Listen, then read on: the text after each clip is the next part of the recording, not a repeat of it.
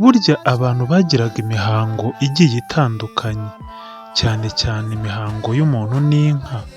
Uyu munsi rero turakurikira uburyo abantu bahuzaga imihango n'inka.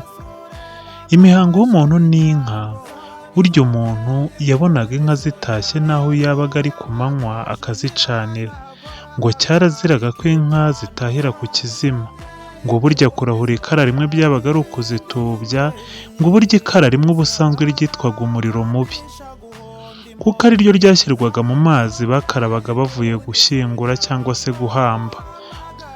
Umuntu iyo yabaga acyuye inka niyo yabaga amaze kuzigeza mu rugo ntiyasubiraga inyuma ngo azugaririre, n'umuntu umaze guhumuza inka ntiyazugaririra, ngo kuba ari ukuzisurira kunyagwa, kereka abonye undi umubanziriza umwugariro mu irembo.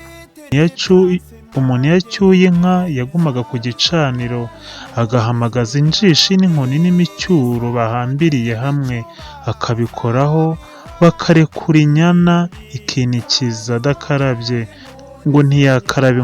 Inka zahumuza agakubita inkoni z'imicyuro ku mugongo w'inka, injishi akayambara mu ijosi, akajyana amata ku ijanja.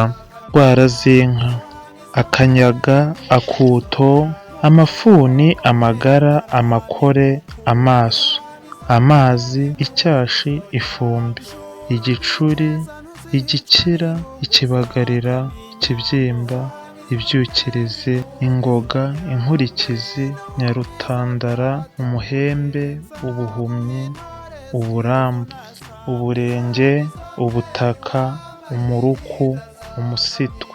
Inka irwaye umusitwe uvurwa n'umunyu n'amakara. Inka yabinyoye bayahura mu mukenke igakira, kuko umusitwe uterwa n'umunabo.